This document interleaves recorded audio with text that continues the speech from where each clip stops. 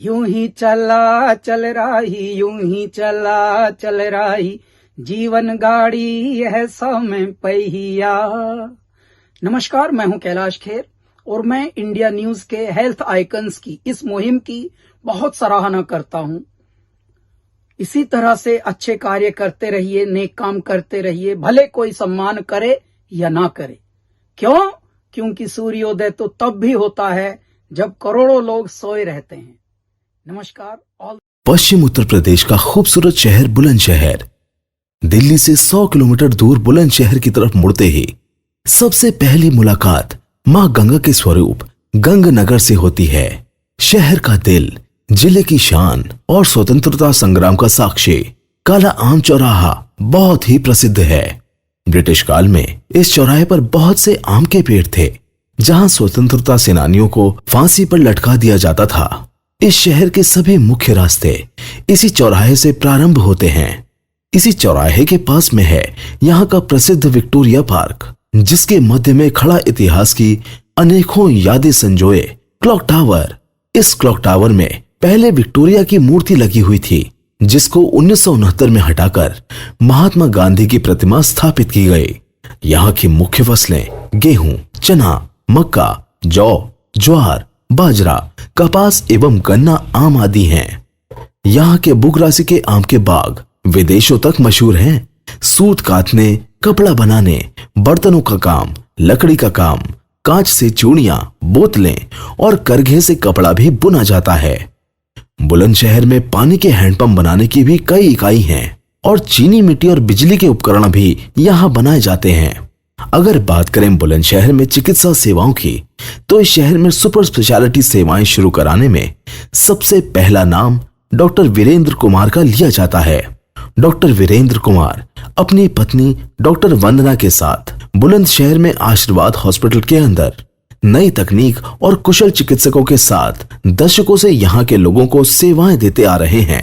उनकी इस काबिलियत की वजह से ही यहाँ के क्षेत्रवासी ही नहीं, समस्त चिकित्सक भी उनका बड़ा सम्मान करते हैं। तभी तो डॉक्टर वीरेंद्र कुमार वर्तमान में आईएमए उत्तर प्रदेश के एडिशनल सेक्रेटरी और बुलंदशहर आईएमए के प्रेसिडेंट भी हैं।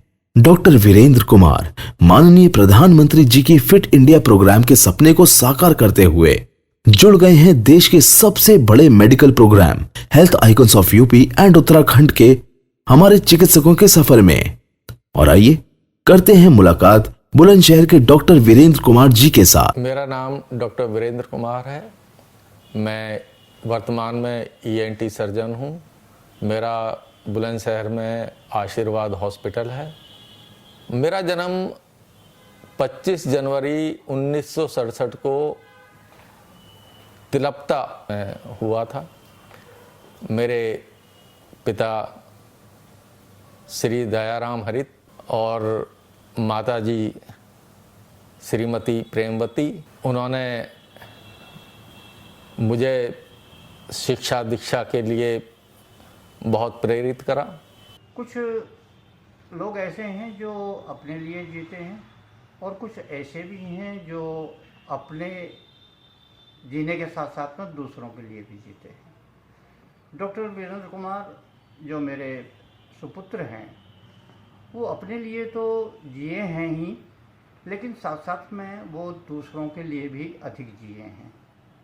मैंने देखा है, महसूस किया है कि बुलंदशहर में उनको गरीबों के भगवान के रूप में माना जाता है, पहचाना जाता है। ये भी देखा है कि इन्होंने कोई गरीब आया, देखा, फीस ले ली, लेकिन जब इन्होंने देखा कि ये आदमी इतना गरीब है कि फ़ीस देने की स्थिति में नहीं है, तो इन्होंने उनकी फ़ीस तो वापस करवा ही दी, साथ ही कुछ उनके लिए ट्रीटमेंट के लिए दवाएं भी अपनी जेब से, अपने पैसे से ही खर्च करके उनको दिया। मैं घर में मेरे लिए कोई ऐसी परेशानी ना बनाई कि मेरे पिता बाहर हैं और मेरी मम्मी परेशान है। सारे काम जिम्मेवारी अपने आप ही संभाल लें। मुझे बड़ी खुशी मिली बेटे से कि मेरे बेटे भी ऐसे हैं कि आज मेरी इज्जत बना रहे हैं। मेरे गुरुजनों की कृपा से, भगवान का आशीर्वाद ऐसा हुआ कि मेरा सिलेक्शन हो गया और मैं मेरठ में लाला लाजपत राय स्मारक मेमोरियल मेडिकल कॉलेज में MBBS करने चला गया। सन 1986 में मेरा MBBS में सिलेक्शन हो गया। और बहुत अच्छी बात ये रही कि मेरे साथ साथ मेरी छोटी बहन का भी सिलेक्शन MBBS में ही हो गया। हम दोनों मेरठ चले गए। मेरठ के Lala Lajpat Rai memorial medical college में MBBS में दाखिला लिया। 5 साल का MBBS का कोर्स मैंने वहाँ से लगभग पूरा करा। उस दौरान बड़ी समस्याएं भी आईं और उनका निवारण भी होता चला गया। MS में महारानी लक्ष्मीबाई मेडिकल कॉलेज झांसी के लिए सिलेक्शन हो गया। 1999 में मैंने MS अपनी कंप्लीट करी। मेरा सिलेक्शन 1995 में हुआ था। 99 में मैंने अपनी MS कंप्लीट कर ली और वहाँ पे मुझे गुरुजनों का बड़ा सहयोग मिला। गुरुजन मेरे कार्यों से इतने प्रभावित हुए कि उन्होंने मुझे आज भी याद है कि डॉक्टर KR गुप्ता जो मेरे HOD हुआ करते थे, उन्होंने मुझसे कहा था कि आप तो एक दिन बड़े अच्छे रिसर्च स्कॉलर बनोगे। और उन्होंने मुझे नई नई रिसर्च कराई। उसी दौरान डॉक्टर KR गुप्ता साहब के गाइडेंस में मुझे एक नई बीमारी खोजने का सौभाग्य प्राप्त हुआ। मैंने एक नई डिजीज़ वेजाइनल मयासिस के नाम से जानी जाती है आजकल संसार में, वेजाइनल मयासिस नाम की बीमारी की खोज करी और उसको अंतर्राष्ट्रीय पत्रों में, हमारे जो मेडिकल अंतर्राष्ट्रीय पत्रिकाएं होती हैं उसमें हमने उसको छपवाया और वो उसमें छपी।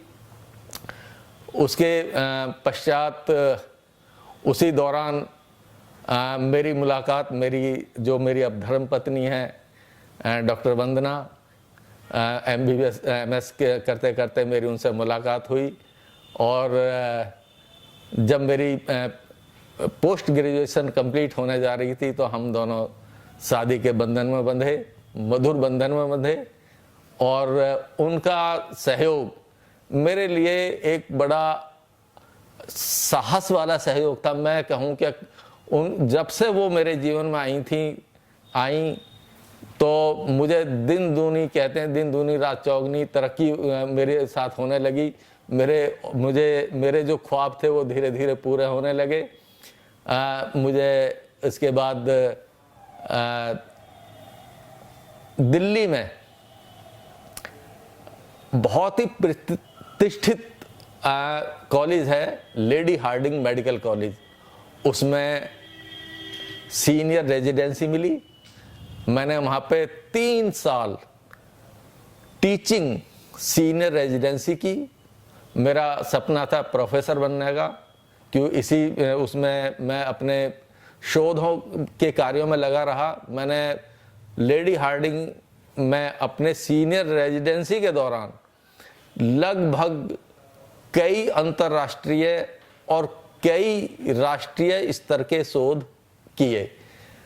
सन 2002 में इसी उद्देश्य को लेकर मैं यहाँ बुलंदशहर आया।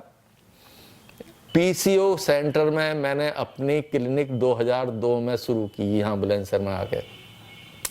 आधे पोर्शन में PCO चलता था, आधे पोर्शन में मैं अपनी क्लिनिक करा करता था। शल्य चिकित्सा में क्योंकि थोड़ा महारत हासिल थी तो उस समय मैंने यहाँ पे एक ऑपरेशन करा। एक व्यक्ति की गर्दन कट गई थी और बड़ा जटिल ऑपरेशन था, मुझे लगभग 8 घंटे करने में लगे। उस ऑपरेशन को करने के बाद लोगों में लगा कि ये डॉक्टर वीरेंद्र शायद काबिल आदमी है। लोगों ने काबिलियत को पहचाना। धीरे धीरे लोग मुझे प्यार करने लगे और मेरे पास आने लगे। मुझमें गरीब लोग भी होते थे, मध्यम वर्गीय भी होते थे, अमीर भी आने लगे धीरे धीरे। ऐसे ही मैंने अपना सफ़रनामा तय किया और अब मैं 2020 में यहाँ पे अपना एक हॉस्पिटल चलाता हूँ, आशीर्वाद हॉस्पिटल के नाम से है। मैं आज भी गरीबों की सेवा करता हूँ। गरीबों की सेवा करने में मुझे बहुत खुशी महसूस होती है। मैं ऐसे व्यक्ति जो ये कहते हैं कि मैं गरीब हूँ और उनसे मैं कोशिश करता हूँ कि फीस ना लूँ, दवाई अपने पास से दे दूँ, यहाँ तक कि बहुत निर्धन व्यक्तियों के मैं ऑपरेशन भी फ्री कर देता हूँ।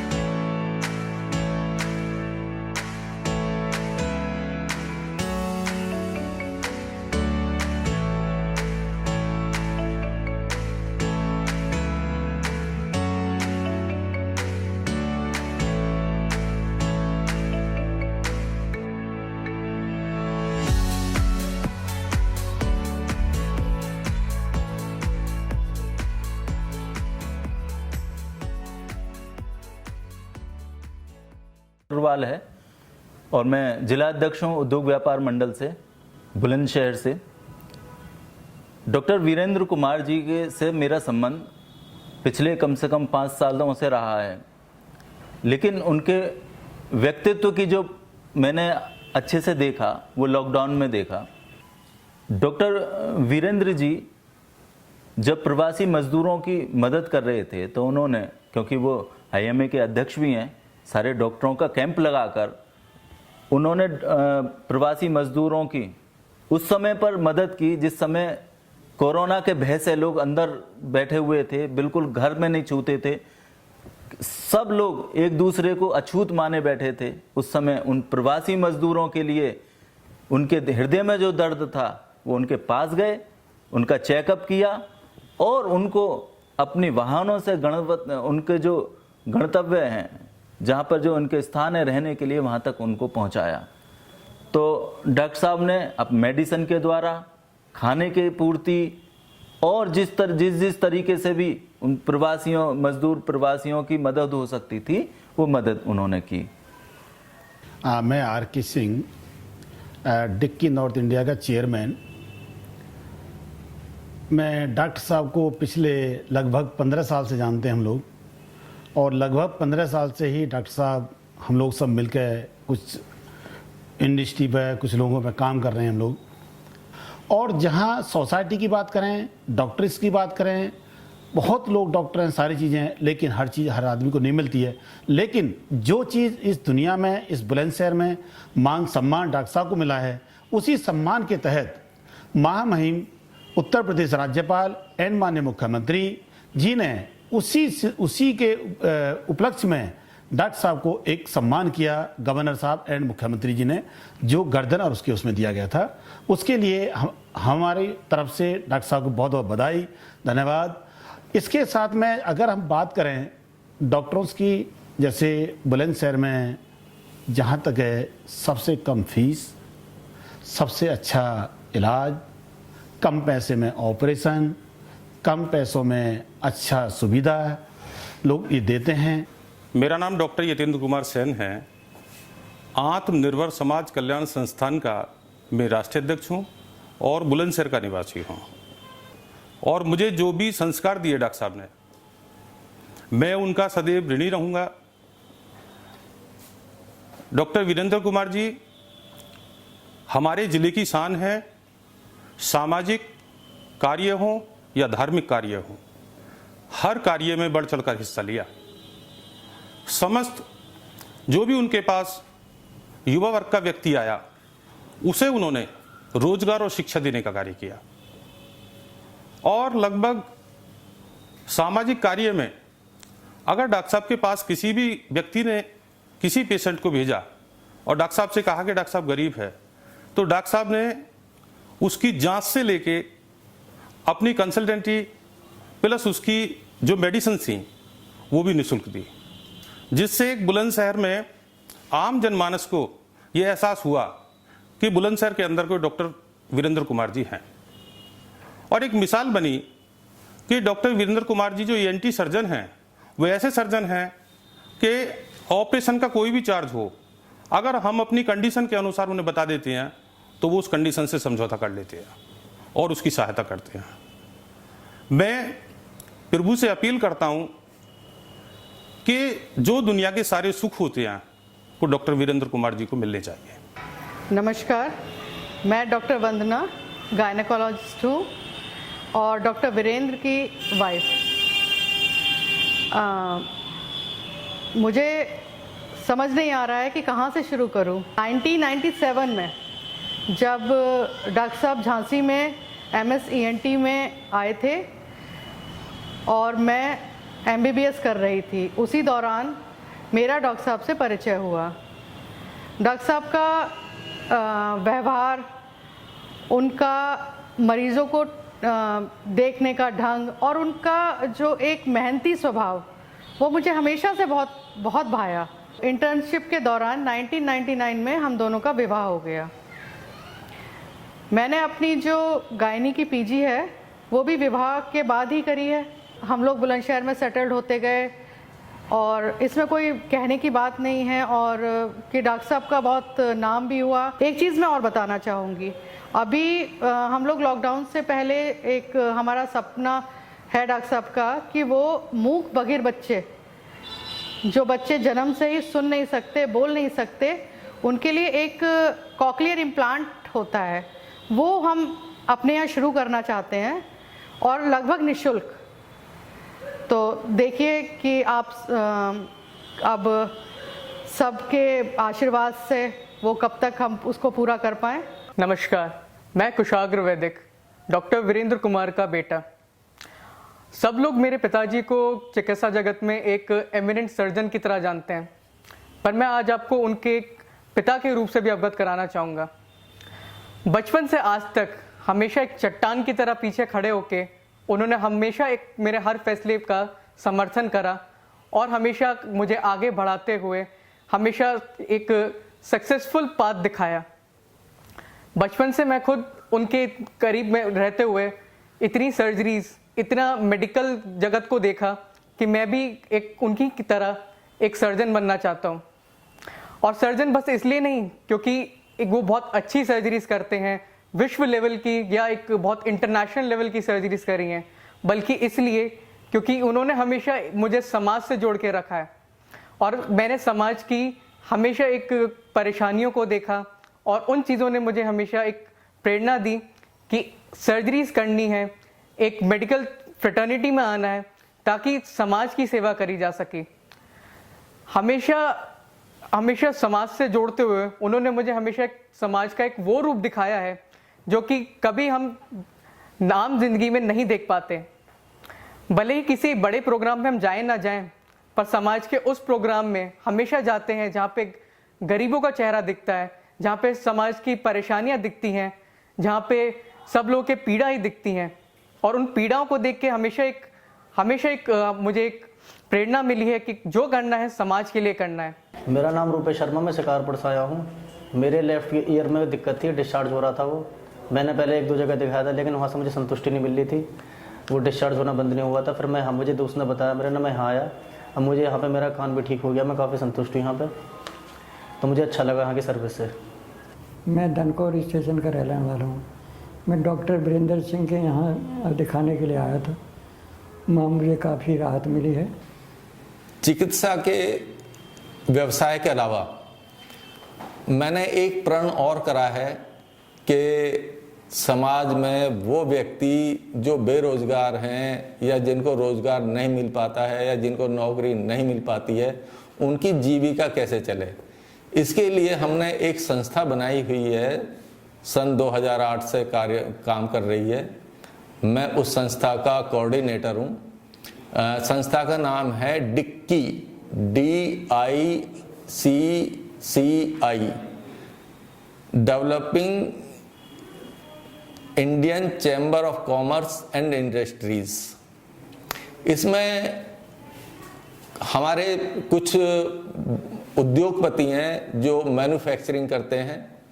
हम उनके साथ ऐसे व्यक्तियों को प्रमोट करते हैं कि वो मैन्युफैक्चरिंग के क्षेत्र में आए और अपना व्यवसाय खुद शुरू करें और स्वावलंबी बने।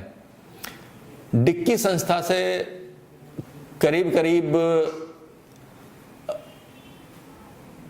500 उद्योगपति जुड़े हुए हैं और जिनका टर्नओवर भारत सरकार में लगभग 35,000 करोड़ से ज़्यादा का टर्नओवर है।